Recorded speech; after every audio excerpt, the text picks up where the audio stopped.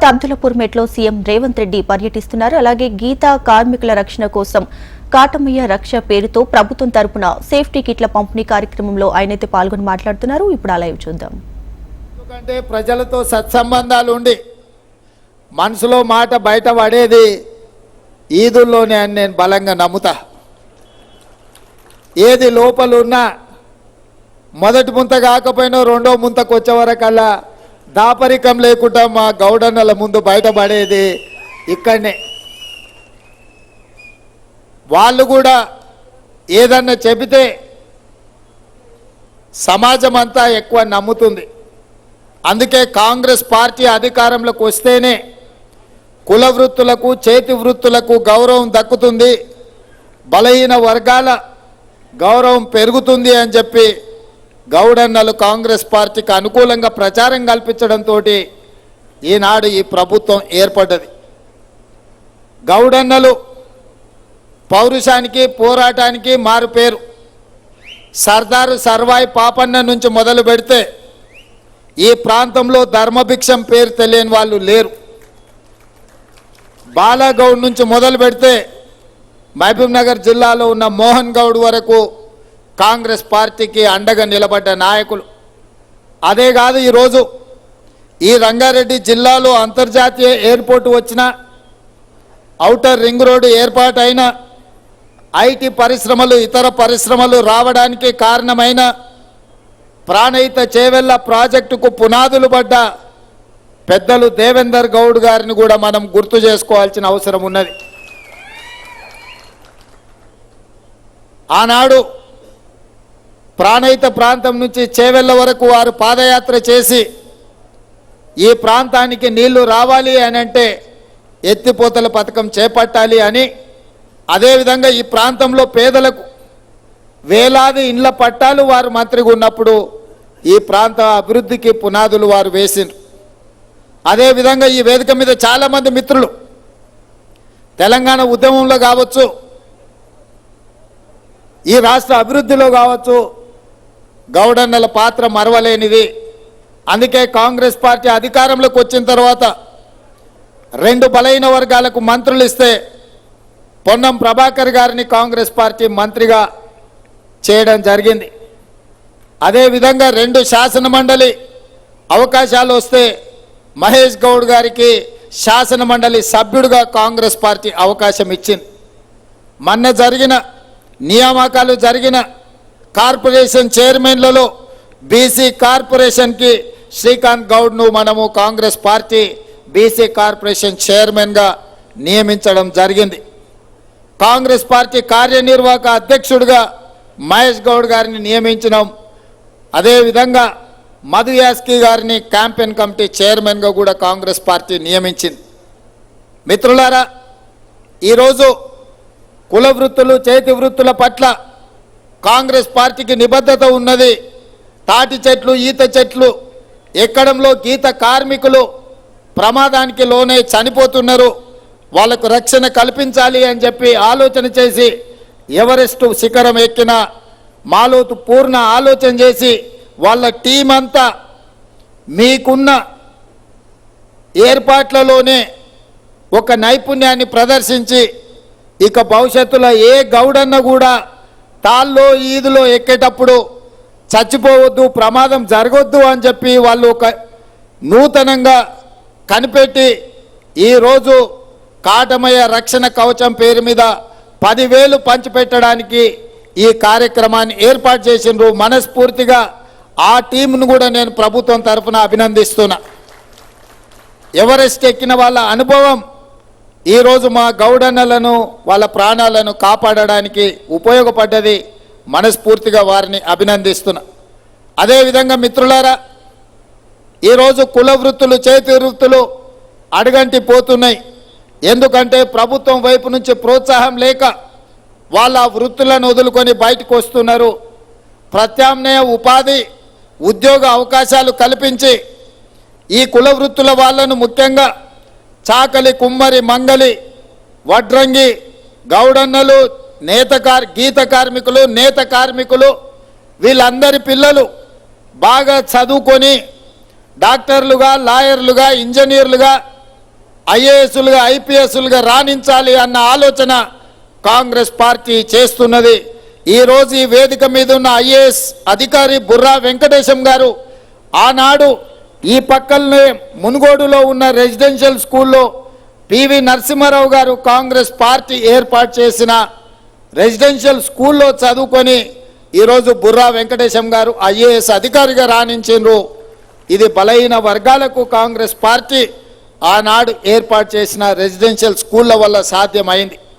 ఇదే కాదు, doctor YS Rajasekhara Reddy గారు ఉన్నప్పుడు ఆనాడు 2004 నుంచి 2014లో ప్రజలకు ఒక మంచి పరిపాలనను సంక్షేమ రాజ్యంగా అభివృద్ధి రాష్ట్రంగా ఆనాడు పునాదులు వేసినారు. అందులో భాగంగానే బడుగు బలహీన వర్గాల పిల్లలకు ఫీజు రియంబర్స్మెంట్ పథకం తీసుకొచ్చి పేదవాళ్ళ పిల్లలకు కూడా కార్పొరేట్ విద్యను అందించాలి. ఏ విధంగా అయితే రాజీవ్ ఆరోగ్యశ్రీ ద్వారా కార్పొరేట్ వైద్యాన్ని అందించి 2 లక్షల ఆనాడు పేదల వైద్యానికి ఉచితంగా ఇచ్చిండ్రో, రాజీవ్ ఆరోగ్యశ్రీ నాడు మన ప్రభుత్వం 10 లక్షలకు పెంచి ముఖ్యంగా బలహీన వర్గాల కుటుంబాలను ఆదుకోవడానికి నిర్ణయం తీసుకున్నది. అదేవిధంగా ఈరోజు ఎస్సీ ఎస్టీలతో పాటు ప్రధానంగా చదువుల విషయంలో బలహీన వర్గాల పిల్లలకు అందుబాటులోకి తీసుకురావాలని ఫీజు రియంబర్స్మెంట్ పథకాన్ని తీసుకొచ్చి అమలు చేస్తున్నాం. గత ప్రభుత్వం ఫీజు రియంబర్స్మెంట్ సరిగ్గా చెల్లించకపోవడం వల్ల చాలామందికి ఇబ్బందులు వచ్చినాయి. దాన్ని కూడా సరిదిద్ది పేదల పిల్లలను చదువుకోవడానికి ఫీజు రియంబర్స్మెంట్ పథకాన్ని కూడా అమలు చేసే విధంగా ఈనాడు మా ప్రభుత్వం ముందుకు వెళ్తుంది. అదేవిధంగా ఈరోజు నా దృష్టికి మా గీత కార్మికులు తీసుకొచ్చిండ్రు. రియల్ ఎస్టేట్ వల్ల, భూమి యజమానుల వల్ల మా తాటి చెట్లు ఈత చెట్లు తొలగించి కుల వృత్తి దెబ్బతింటున్నది.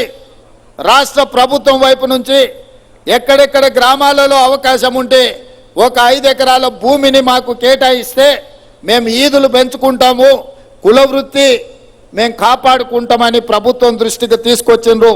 తప్పకుండా ఎక్కడైనా గ్రామాలలో, ఎక్కడైనా పట్టణాలలో ప్రభుత్వ భూమి ఒకవేళ అందుబాటులో ఉంటే తప్పకుండా తాట్లు ఈల్తలు పెంచడానికి, భూమిని కేటాయించడానికి ప్రభుత్వానికి ఎలాంటి అభ్యంతరం లేదు. తప్పకుండా దిశగా ఆలోచన చేస్తామని చెప్పి ఈ వేదిక మీద నుంచి మాట ఇవ్వడం జరుగుతుంది.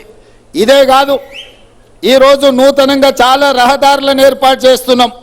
ఆ రహదారుల వెంబడి కూడా తాటి చెట్లు ఈత చెట్లను పెంచే విధంగా ఈ సంవత్సరం 75వ వన మహోత్సవాన్ని ప్రభుత్వం ప్రతిష్టాత్మకంగా చేపడుతుంది. అందుకే నేను excise commissioner and excise minister Jupalli Krishna Rao గారికి ఆదేశాలు ఇస్తున్నా. రాష్ట్రంలో ఎక్కడ చెట్లు పెంపకానికి సంబంధించి ప్రభుత్వం చేపడుతున్న కార్యక్రమాలలో తాటి చెట్లను ఈత చెట్లను కూడా విధిగా ఆ చెట్లను పెంచే విధంగా మీరు ఫారెస్ట్ అండ్ ఎన్విరాన్మెంట్ డిపార్ట్మెంట్తో కోఆర్డినేట్ చేసి మన శాఖ నుంచి కూడా వాటిని ప్రోత్సహించే విధంగా చర్యలు తీసుకోవాలని నేను వారికి ఆదేశాలు ఇస్తున్నా. ఇదే కాదు, గ్రామాలల్లో చెరువులకు సంబంధించి చెరువు గట్ల మీద తప్పకుండా విధిగా తాటి చెట్లను ఈత చెట్లను పెంచండి. అక్కడ మన చెరువుల వెంబడి చెట్లు పెంచితే తప్పకుండా తొందరగా పెరిగి తాటి చెట్లు ఈత చెట్లు పెంపడానికి అనువుగా ఉంటుంది. కాబట్టి ఎక్కడెక్కడైతే మిషన్ కాకతీయ పేరు మీద చెరువులను పూడిక తీసిండ్రో ఆ చెరువుల దగ్గర కూడా ఈ చెట్ల పెంపకాలకు సంబంధించి కూడా చర్యలు చేపట్టాలి. ఇరిగేషన్ డిపార్ట్మెంట్ కూడా ఈ ఆదేశాలను ఇవ్వాల్సిందిగా ఇన్ఛార్జ్ మినిస్టర్ శ్రీధర్ బాబు గారికి నేను సూచన చేస్తున్నా. ఎక్కడైనా ప్రభుత్వ భూమి ఉన్నా, ఎక్కడ రహదారులు ఉన్నా, ఎక్కడ చెరువులు ఉన్నా, ఎక్కడ సాగునీటి ప్రాజెక్టులు ఉన్నా, ఎక్కడైనా సాగునీటి ప్రాజెక్టులకు సంబంధించిన కాలువలను మనం ఏదైతే ఏర్పాటు చేస్తున్నామో ఆ కాలువల గట్లెంబడి కూడా తాటి చెట్లను ఈత చెట్లను సాగునీటి ప్రాజెక్టుల దగ్గర కూడా తాటి చెట్లను ఈత చెట్లను పెంచే విధంగా మన ప్రభుత్వం ప్రత్యేకమైన ప్రణాళిక తీసుకోవాలి. దీనికి సంబంధించిన కార్యాచరణను కూడా శ్రీధర్ బాబు గారు మిత్రుడు ఇతర అధికారులతో మాట్లాడి ప్రభుత్వానికి ఒక నివేదిక తీసుకొస్తే తప్పకుండా ఈ కుల వృత్తిని కాపాడడానికి అవసరమైన చర్యలు చేపట్టడం జరుగుతుంది అని చెప్పి నేను ఈ వేదిక మీద నుంచి విజ్ఞప్తి చేస్తున్నా. ఈరోజు మిత్రులారా, ఉద్యోగ ఉపాధి అవకాశాలు ప్రతి వాళ్లకు ఉద్యోగ అవకాశాలు రాకపోవచ్చు, కానీ కుల వృత్తులను చేతి వృత్తులను బలోపేతం చేసి వాళ్ళకు అవకాశాలు కల్పిస్తే ఆ కుటుంబాలు ఆర్థికంగా నిలబడతాయి. ఆ కుటుంబాలు ఆర్థికంగా నిలబడితే వాళ్ళ పిల్లలను చదివించుకోవడానికి అవకాశం ఉంటుంది. వాళ్ళ పిల్లలు ఇవాళ మా గౌడన్నలు కానీ, మా చేనేత కార్మికులు కానీ, మా అదేవిధంగా రజక సోదరులు కానీ ఇవాళ వడ్డెర్ల నుంచి మొదలు పెడితే ప్రతి వాళ్ళు వాళ్ళ పిల్లలని బాగా చదివించుకోవాలని ఆలోచన చేస్తున్నారు. అందుకే నేను కుల వృత్తులు చేతు వృత్తుల మీద ఆధారపడ్డ మా సోదరులకు నేను విజ్ఞప్తి చేస్తున్నా, పిల్లలను బాగా చదివించండి. మీ పిల్లలు, మీరు మీ తాతలు మీ ముత్తాతలు కుల వృత్తిని నమ్ముకొని బ్రతికినరు. ఆ వృత్తి తప్ప మీకు ఇంకో వృత్తి రాకపోవడం వల్ల ఆర్థికంగా దెబ్బతింటున్నారు. కానీ మీ పిల్లలను తప్పకుండా ప్రతి కుటుంబంలో మీ పిల్లల్ని కుల వృత్తికి అంకితం చేయకుండా వాళ్ళను బాగా చదివించండి. వాళ్ళు డాక్టర్లు, లాయర్లు, ఇంజనీర్లు, ఐఏఎస్లు, ఐపీఎస్లు కావాలి. ఈ తెలంగాణ రాష్ట్ర పునర్నిర్మాణంలో భాగస్వాములై శాసనాలు చెయ్యాలి, శాసనసభ్యులు కావాలి, చట్టాలను చేసే స్థాయికి వాళ్ళు ఎదగాలి. అప్పుడే పాలితులుగా ఉన్న బలహీన వర్గాలు పాలకులుగా మారుతారు. పాలకులు కావాలంటే చదివే ఏకైక మార్గము. మీ పిల్లల్ని బాగా చదివించండి. రంగారెడ్డి జిల్లాలో ఒకప్పుడు భూములకు విలువ లేకుండే. మా గౌడన్నల దగ్గర భూములున్నా వాటి విలువ చాలా తక్కువ ఉండే. కానీ ఐటీ కంపెనీలు, ఫార్మా కంపెనీలు వచ్చి ఔటర్ రింగ్ రోడ్ వచ్చిన తర్వాత కాంగ్రెస్ పార్టీ వీటన్నిటిని అభివృద్ధి చేసిన తర్వాత ఇవాళ మీ భూముల విలువ పెరిగింది. ఇవాళ రంగారెడ్డి జిల్లాలో భూమి దేశంలోనే ఎక్కడ లేనంత విలువ, 100 కోట్లకు ఎకరం అమ్ముడుపోయే భూమి ఎక్కడైనా ఈ భూమి మీద ఉంది అని అంటే అది రంగారెడ్డి జిల్లాలోనే అని చెప్పి నేను ఈ సందర్భంగా చెప్పదలుచుకున్నా. భవిష్యత్తులో మా ప్రభుత్వం ప్రణాళికబద్ధంగా అభివృద్ధి చేయాలని ఆలోచన చేస్తుంది. ఔటర్ రింగ్ రోడ్కి ఇంకొక RRR రీజనల్ రింగ్ రోడ్డు నిర్మించాలి అని కేంద్ర ప్రభుత్వం నుంచి అనుమతులు తెచ్చినాం. 360 కిలోమీటర్ల చుట్టూతా తెలంగాణలో మొత్తం ఒక వడ్డానంగా మనము రీజనల్ రింగ్ రోడ్డుని తెచ్చుకున్నాము. రీజనల్ రింగ్ రోడ్డుతో పాటు రేడియల్ రోడ్స్ కూడా మనం అభివృద్ధి చేసుకుంటున్నాము. అప్పుడు రంగారెడ్డి భూములు బంగారం అవుతాయి. ఆ ప్రాంతంలో పరిశ్రమలు రావాలన్నా, ఐటీ కంపెనీలు పెట్టాలన్నా, మన ప్రాంతంలో ఉండే నిరుద్యోగ యువకులకు ఉద్యోగ ఉపాధి అవకాశాలు రావాలన్నా ఈ హైదరాబాదు నగరం చుట్టూతో వచ్చే రీజనల్ రింగ్ రోడ్డును మనం తొందరలోనే అభివృద్ధి చేసుకోవాలి. ఇవాళ ఇదే కాకుండా ఈ ప్రాంతానికి మెట్రో రైలు కూడా రావాలి. అందుకే నూతనంగా మెట్రో రైలు ప్రతిపాదనలు ఉప్పల్ నుంచి ఎల్బీ నగర్ నుంచి హయత్ నగర్ వరకు ఇవాళ మెట్రో రైలు వేయడానికి మన ప్రభుత్వం నిర్ణయం తీసుకున్న తొందరలోనే మన హయత్ నగర్కు మెట్రో రాబోతున్నది. ఎల్బీ నగర్ నుంచి ఓవైసీ హాస్పిటల్ నుంచి చాంద్రాయణగుట్ట నుంచి P3 రోడ్, అక్కడి నుంచి అంతర్జాతీయ ఎయిర్పోర్ట్ వరకు ఇవాళ మనం మెట్రోని ఏర్పాటు చేసుకోబోతున్నాం. రేపు ఎవరైనా హయత్ నగర్లో మెట్రో ఎక్కిండ్రంటే అంతర్జాతీయ ఎయిర్పోర్ట్ వరకు అంతరాయం లేకుండా ఎల్బీ నగర్ నుంచి ఓవైసీ హాస్పిటల్, అక్కడి నుంచి చాంద్రాయణగుట్ట, అక్కడి నుంచి ఎయిర్పోర్ట్కు పోయేటట్టు ఇవాళ మనం మెట్రో రైలు వేసుకుంటున్నాం. దీనికి సంబంధించి అన్ని ప్రణాళికలు సిద్ధమైనవి. 6 నెలలు మన ప్రభుత్వం వచ్చి అవి పూర్తి చేసుకుంటే